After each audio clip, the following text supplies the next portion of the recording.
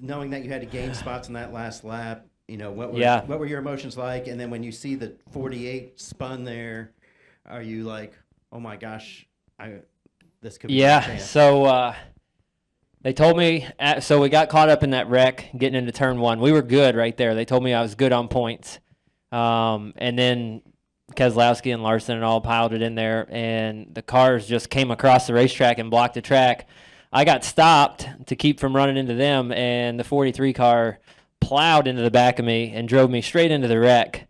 And I thought that was it. I thought that was the end of our day. And we were able to come down pit road and work on it and fix it.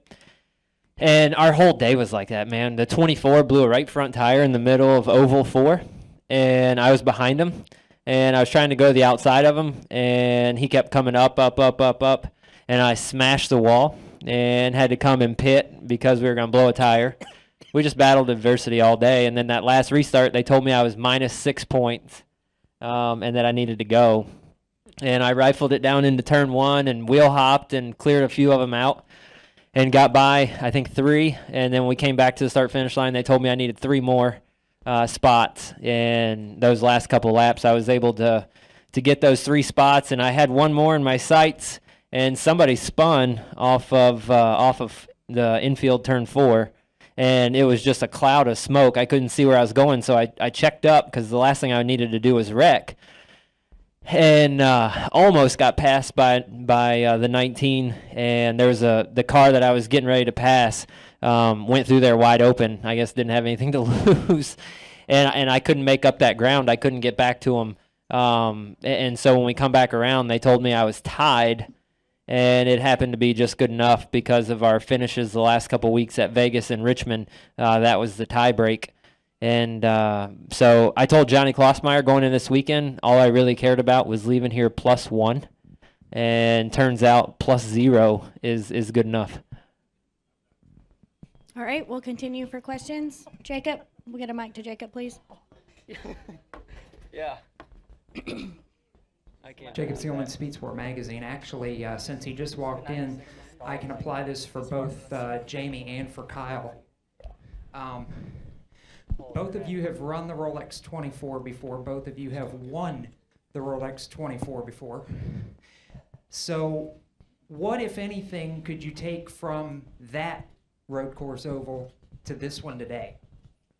Nothing really. I don't think anything. These are totally different race cars. Those are totally different cars than anything I've ever driven.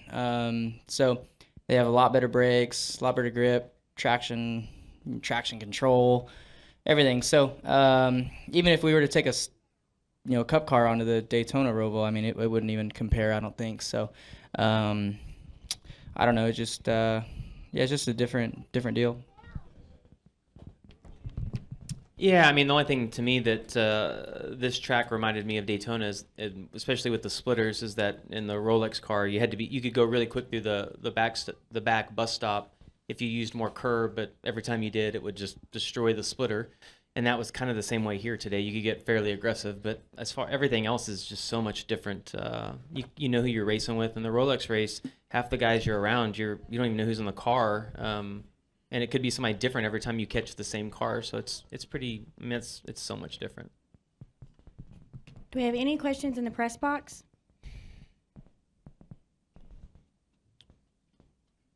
All right, we'll come back down. Jeff, I believe you have a question. Jeff Gluck from jeffgluck.com. For Kyle, I just saw the replay of how you did that. How close did you come to not being able to finish that race the way your car was driving?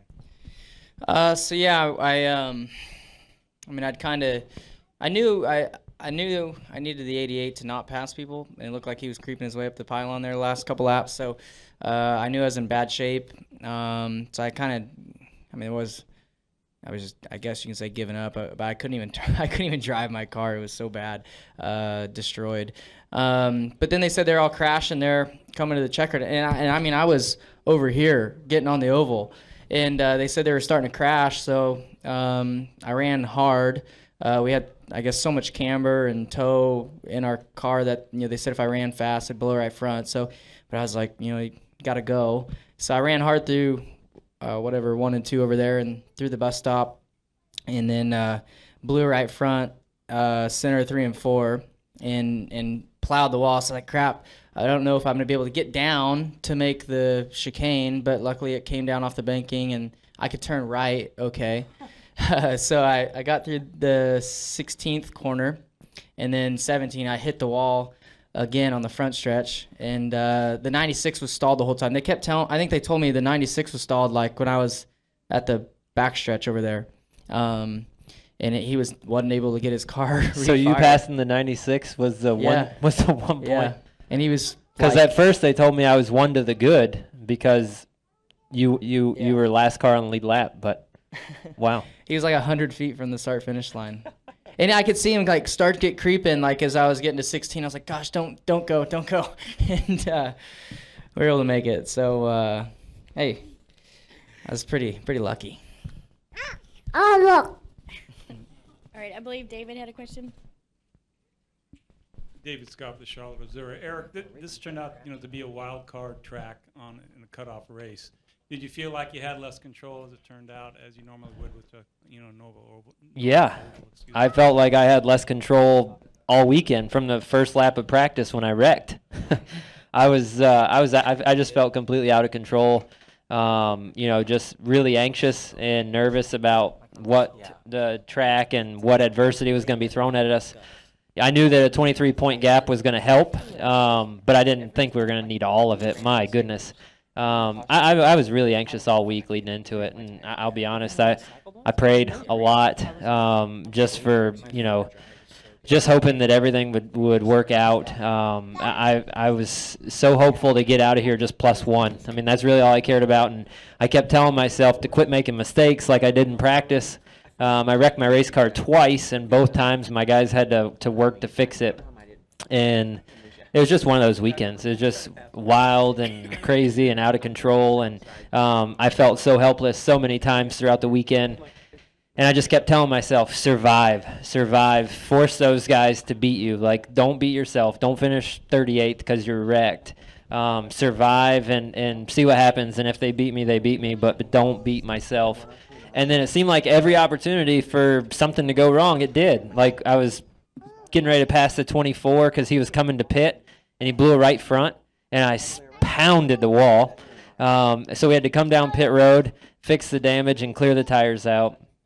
And then the big wreck getting into turn 1, I was going to miss that. Everything was going to be fine, and got piled in and drove into it. And we had to fix that. So it just was like one thing after another. It just kept compounding through the whole weekend. And I'm just really grateful and really happy to be in the position that I'm in. And, I told Johnny and all the guys on my team, I'm so proud of them. I mean, this weekend was one of those weekends where, you have to dig in deep and keep battling. And that's what we did. We battled all day and all weekend, and we were able to get just enough. Yeah, it didn't even take +1. +0 was good enough. I can't believe it. All right. Any questions upstairs? All right. Any final questions downstairs? Okay. Peter. Peter Strada, TSJ Sports for Aric. What's it mean to have all of Stewart-Haas Racing advance on to the round of 12? That's a really big deal. So, going into the playoffs, we took a team photo at the shop with all 4 teams and everybody in front of the shop, because that was the first time in company history that they've had all 4 cars in the playoffs. So that was a really cool moment and a really cool, for the team and the shop. Something to be proud of for all those people back at the shop. There's close to 400 employees at Stewart-Haas Racing, and every single one of them plays an integral part to get all 4 of us to where we're at. And to have all 4 cars make the playoffs, and then now have all 4 cars make it to the round of 12 is pretty special.